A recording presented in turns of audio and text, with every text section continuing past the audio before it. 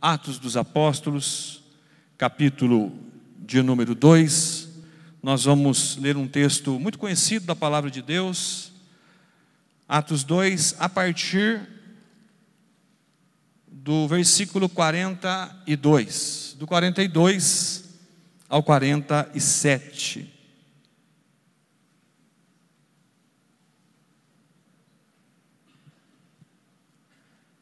Atos 2, a partir do verso 42, do 42 ao 47. Amém? Todos encontraram? Nos diz assim a palavra de Deus: e perseveravam na doutrina dos apóstolos, e na comunhão, e no partir do pão, e nas orações.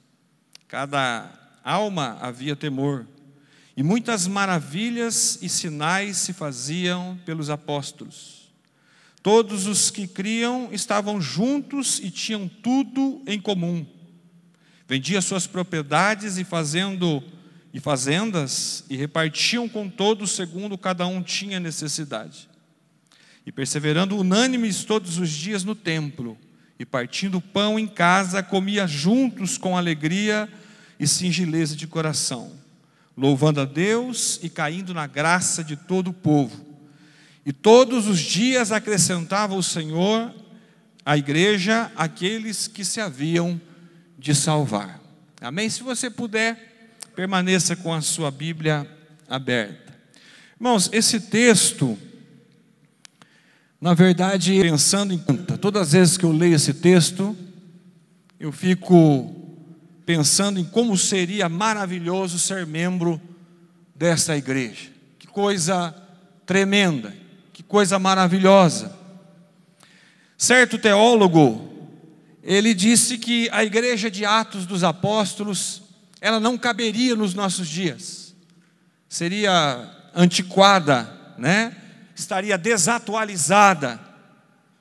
Mas eu acredito, irmãos, particularmente, que mesmo estando num contexto, época, cultura diferente, eu acredito que essa igreja, ela serve de parâmetro, de modelo, de referência para a igreja de Cristo, para o povo de Deus.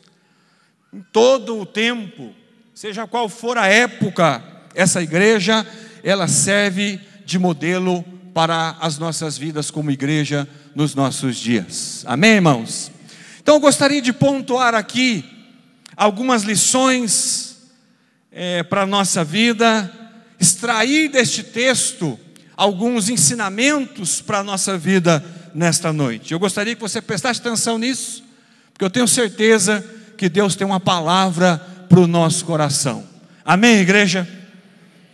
Irmãos, eu vejo que essa igreja é uma igreja que serve de modelo para as nossas vidas nos nossos dias, porque era uma igreja que tinha uma íntima comunhão com Deus. Esse povo orava a Deus, esse povo clamava a Deus. Fiquei muito feliz aqui quando o pastor Clóvis, ministrando louvor, pediu para os irmãos se ajuntar para orar um pelos outros.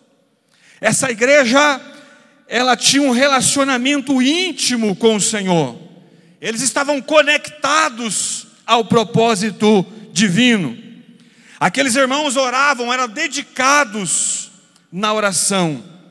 Aqui no versículo 42 nos diz isso, que eles perseveravam na comunhão com Deus. Eles tinham horários pré-determinados para orar. Eles oravam 3 vezes por dia.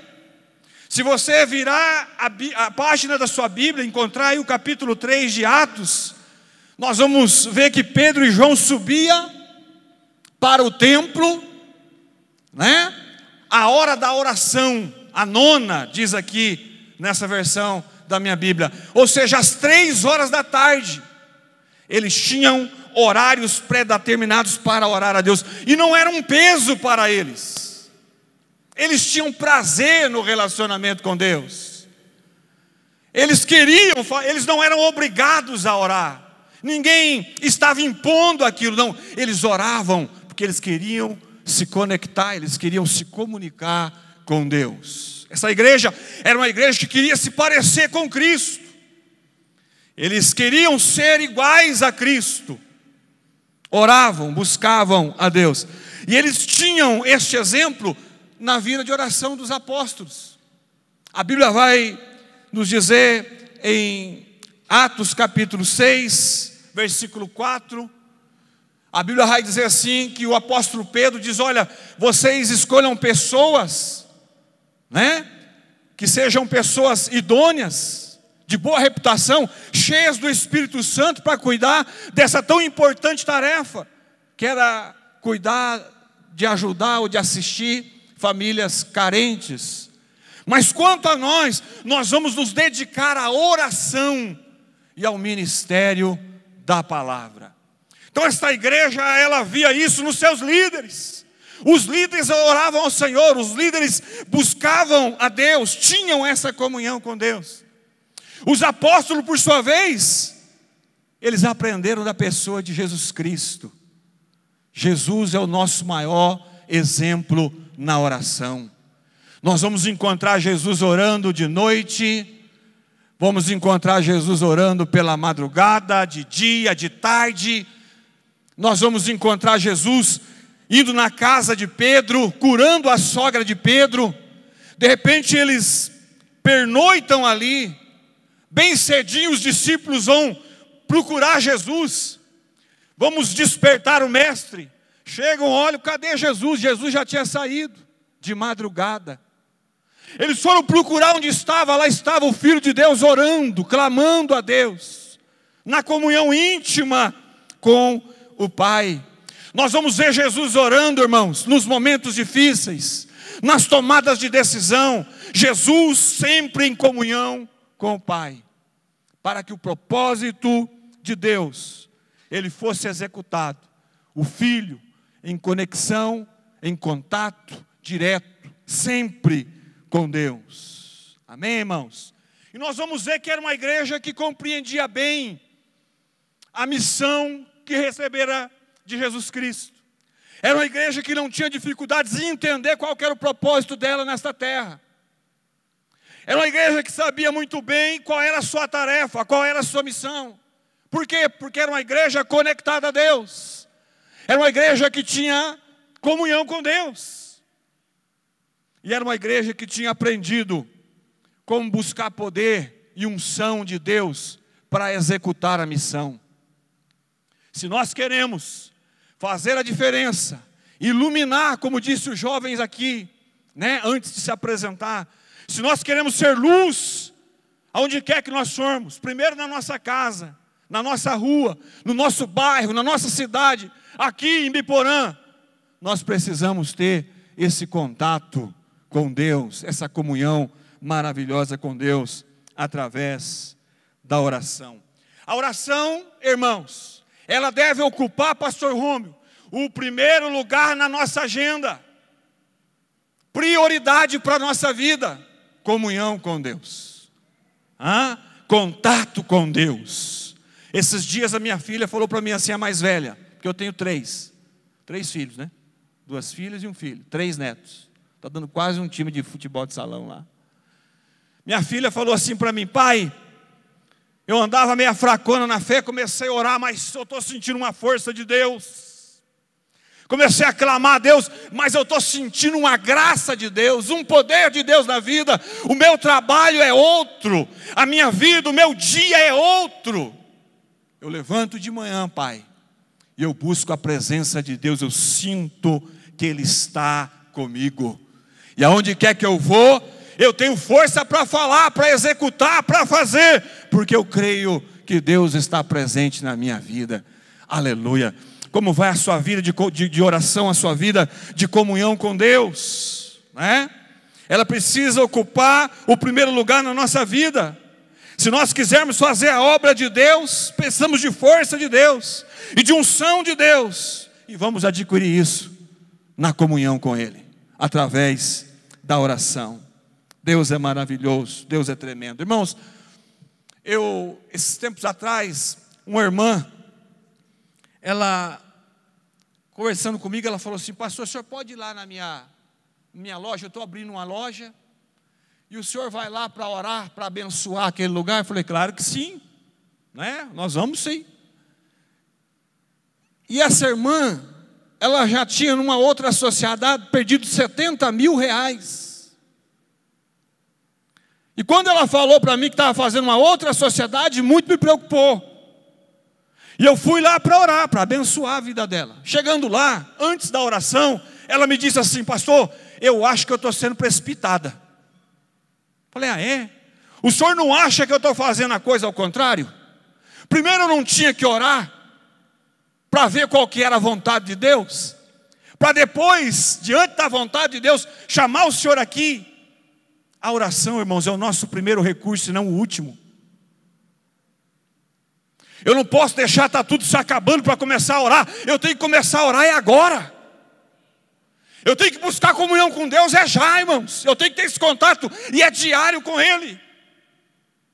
Nós esperamos tudo estar caindo. Agora nós vamos buscar a Deus, vamos clamar ao Senhor, vamos fazer uma campanha, vamos jejuar, vamos nos consagrar.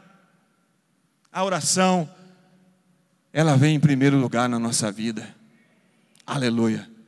E eu disse para ela, minha irmã, vamos clamar então pela misericórdia de Deus? Vamos pedir para que Deus te ajude, te abençoe nessa decisão que você já tomou. Nós somos assim, nós tomamos a decisão para depois participar a Deus. Nós fazemos primeiro, depois nós só vamos comunicar aquilo que nós decidimos e escolhemos para a nossa vida.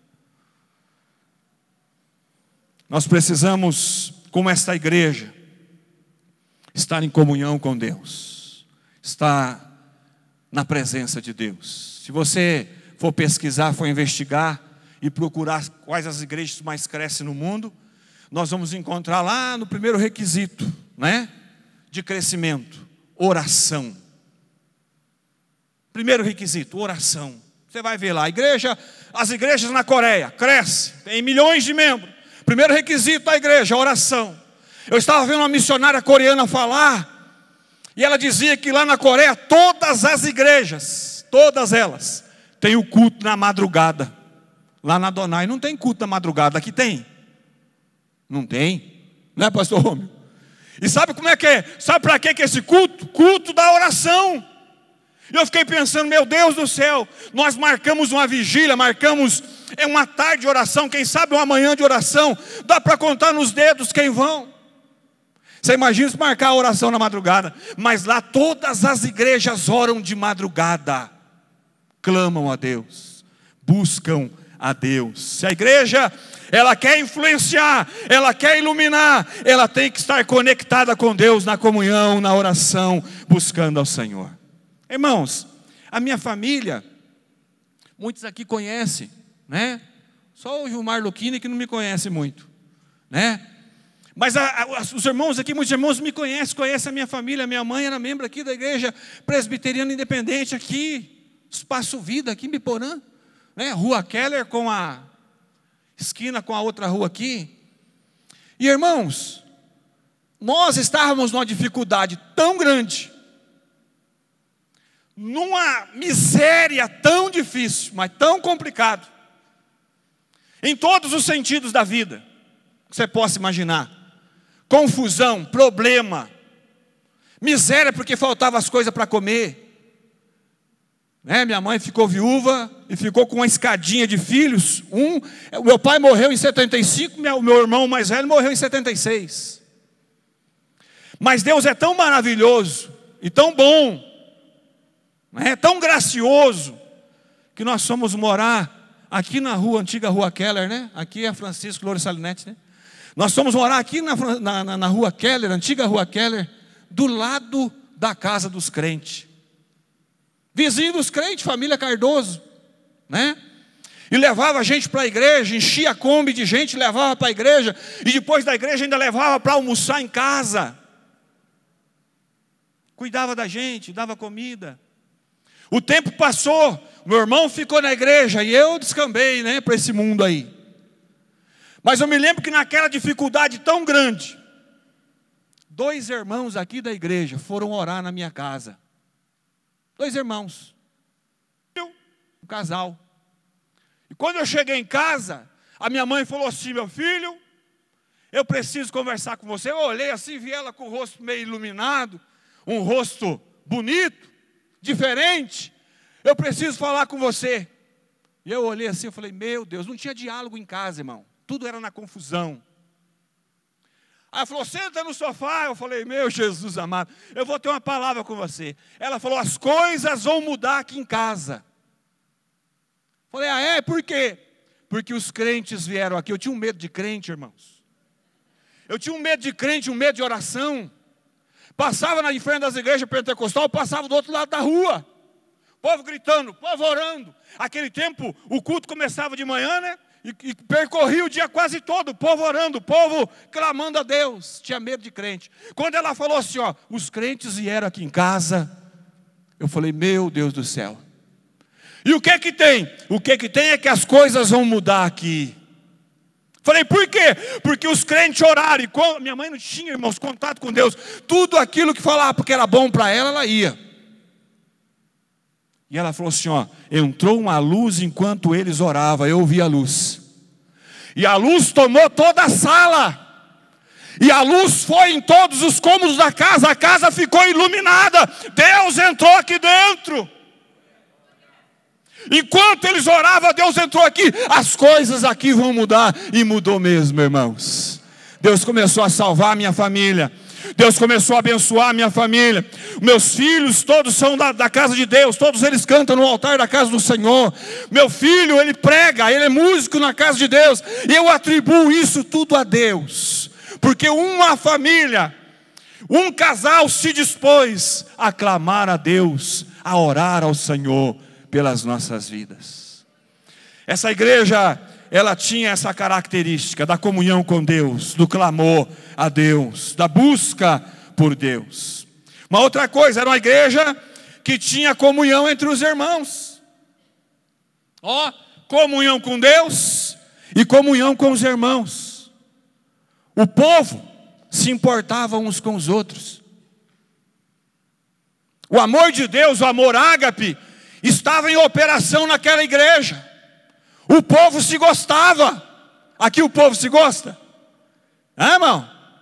Eu tenho certeza que sim. O povo se amava. Eles iam um nas casas dos outros. Nós vivemos dias, irmãos, que as pessoas estão cada dia mais, ô pastor Rômulo, se trancafiando, se isolando. As pessoas não querem conversar, não querem problema.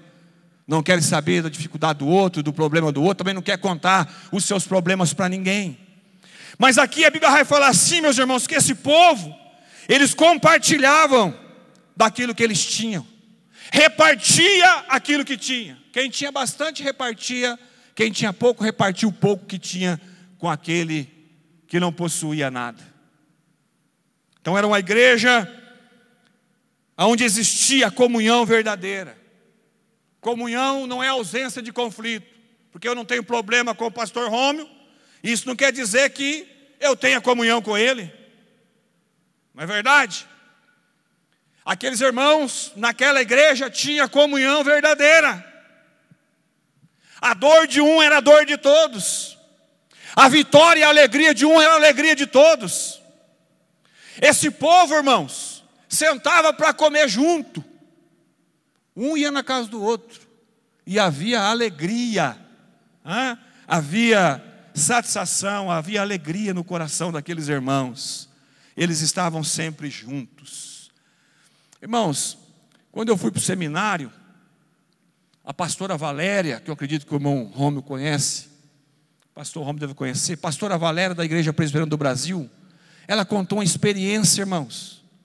Ela disse que ela estava na escola bíblica dominical e a irmã do lado dela. De repente a irmã passou mal, caiu. Alguém veio para abanar, trazer um copinho d'água. A irmã recobrou o ânimo. Eles tiraram aquela irmã dali de dentro para levar para um lugar mais arejado. Chegou lá, ela conversando com aquela irmã. E a irmã contou que desmaiou porque fazia 3 dias que não comia. A irmã estava passando fome. Irmãos, muitas vezes nós estamos na igreja, o nosso irmão está do nosso lado. Está do nosso lado. com dificuldades, com problemas no casamento. Quando você vai descobrir, casal separou, como que eu não sabia de nada? Por quê? Porque não tem contato, não tem aproximação, não tem comunhão.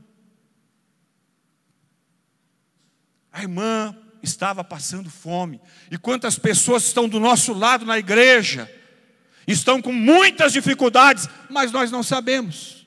Cantamos juntos, adoramos juntos, e o nosso irmão está passando por problemas, e muitas vezes nós não estamos sabendo de nada. Precisamos de aproximar mais dos nossos irmãos, precisamos buscar essa comunhão, chegar pertinho do irmão, estar próximo do irmão, buscar isso.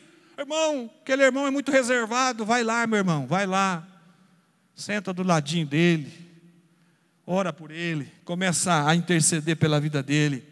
Deus vai abençoar. Aquela igreja, eles tinham comunhão uns com os outros. Texto de Atos dos Apóstolos vai dizer que esses irmãos, em todos eles havia abundante graça de Deus. Eles eram graciosos. Sabe aquela pessoa que chega na sua casa e te faz bem, só o fato da presença dela? Eles eram graciosos, eles eram agentes da paz, da graça divina. Aonde ia, a graça de Deus acompanhava eles. Mas cuidado para não cair daqui, né, irmãos?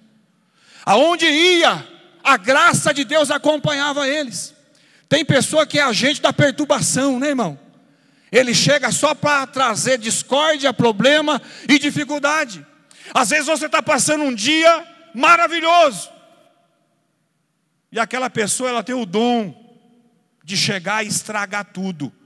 Não era assim na igreja de Atos dos Apóstolos, não. Os irmãos eram graciosos, portadores do favor de Deus. Aonde ia, eles iluminavam. Aonde ia, transformavam o ambiente. Sabe aquela pessoa que chega, estava chato a coisa, mas ele chegou, fica alegre, fica gostoso, o ambiente muda. Agente da graça de Deus, graciosos. A Bíblia diz que eles eram graciosos, todos eles. A minha esposa conta, porque quando Deus começou a fazer a obra na nossa vida, ela não queria nem saber de igreja e nem de crente.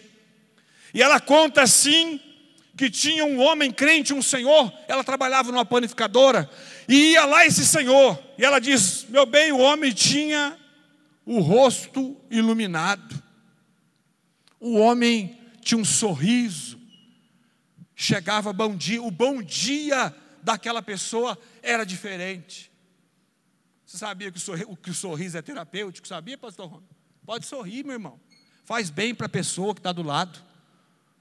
Bom dia. Camarada, o vizinho está saindo, ele não olha na cara do vizinho, não cumprimenta o vizinho. Como é que nós vamos iluminar a vida dele? E ela dizia que esse homem chegava todas as manhãs lá com sorriso, um rosto brilhando, transparecendo. Ela falou assim, meu bem, aquele homem lá é crente, não precisa nem ele falar, é um servo de Deus. Havia isso na igreja de Atos dos Apóstolos. Esse povo era um povo que tinha comunhão uns com os outros. Amém? Irmãos, é comprovado isso cientificamente, né?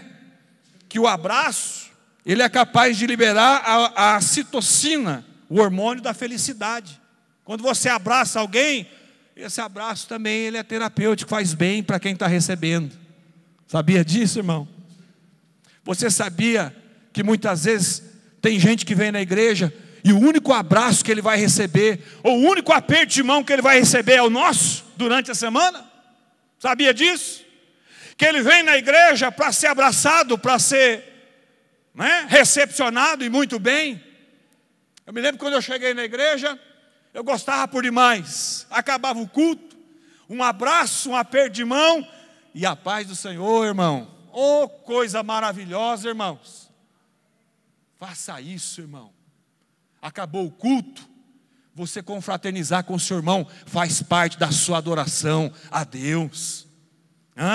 A nossa adoração, ela não está dissociada não, irmãos. Essa ética diante da sociedade, diante dos nossos irmãos, adorar a Deus, tratando o nosso irmão bem, e não tratando com indiferença. A gente está caminhando para o final, tá?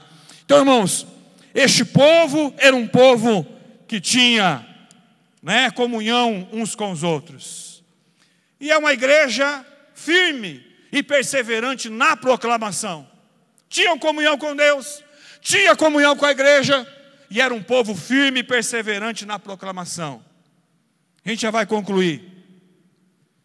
O que a igreja aprendia dos apóstolos, ela aplicava na vida. Eles ouviam os ensinamentos e aplicavam na vida. E eles anunciavam aquilo, eles proclamavam aquilo. E não somente verbalizando o ensinamento, não. Mas eles proclamavam, vivendo o evangelho. Vivendo aquilo que eles aprendiam.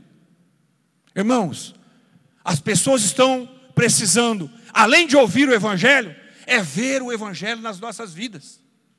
É ver o evangelho em nós. Eles querem ver na nossa vida o evangelho que nós pregamos. Nós falamos de amor.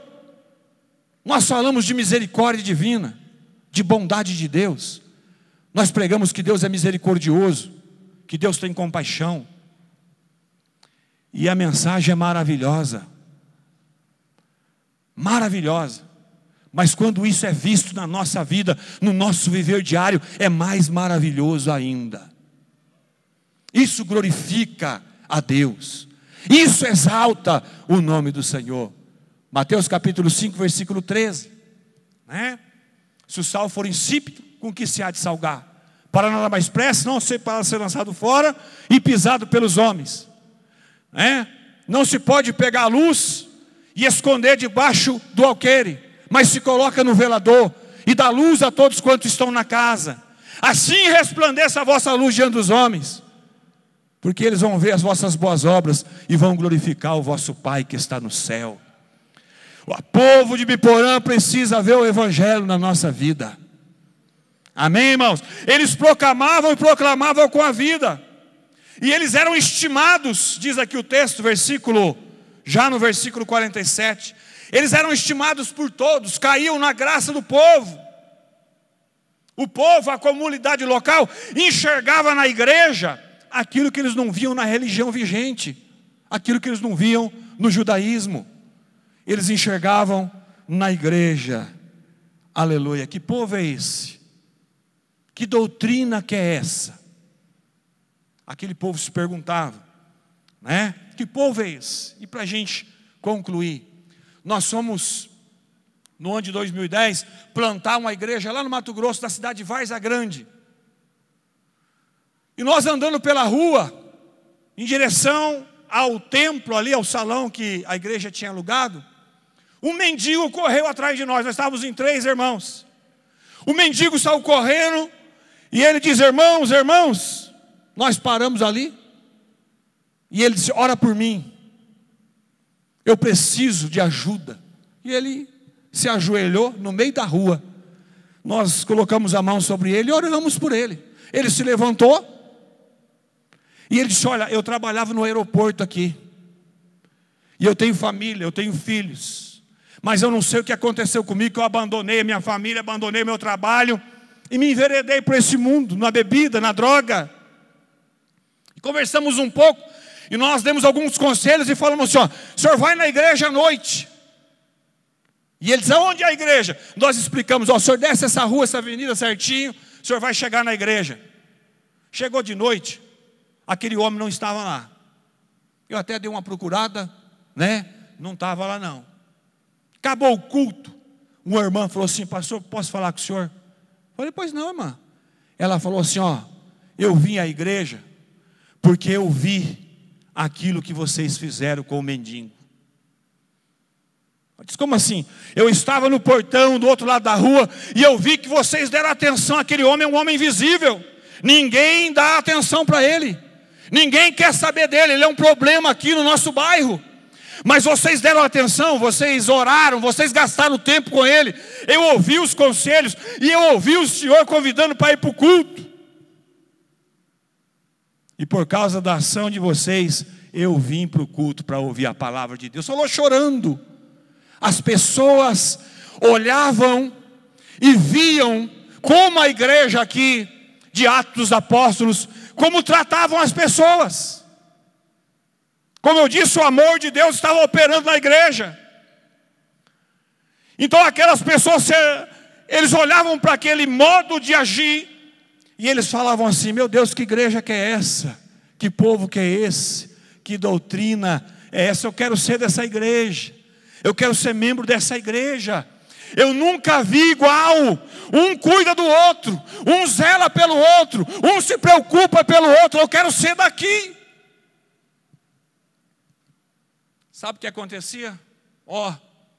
Deus pegava a caneta, senhor Orlando Ferreira, e avalizava a igreja, endossava a igreja. Deus estava lá em cima e aprovava a atuação da igreja. Sabe como? Operando com sinais e maravilhas. Deus ouvia a oração daquele povo. Deus atendia o que a igreja pedia. Deus estava disposto agora, aleluia, estava junto com eles, trabalhando com a igreja. E aonde a igreja ia, lá estava Deus presente. E o que a igreja precisava, Deus atendia. Diz a palavra de Deus, milagres, sinais aconteciam na igreja. Sabe por quê? Porque a igreja estava conectada com o propósito de Deus. Na oração, na comunhão com os irmãos, na proclamação da palavra e do reino de Deus. Sabe o que Deus fazia? A cada dia, todo dia tinha salvação na igreja. Todo dia Deus preparava e levava as pessoas, colocavam dentro daquela igreja para serem salvas por Ele.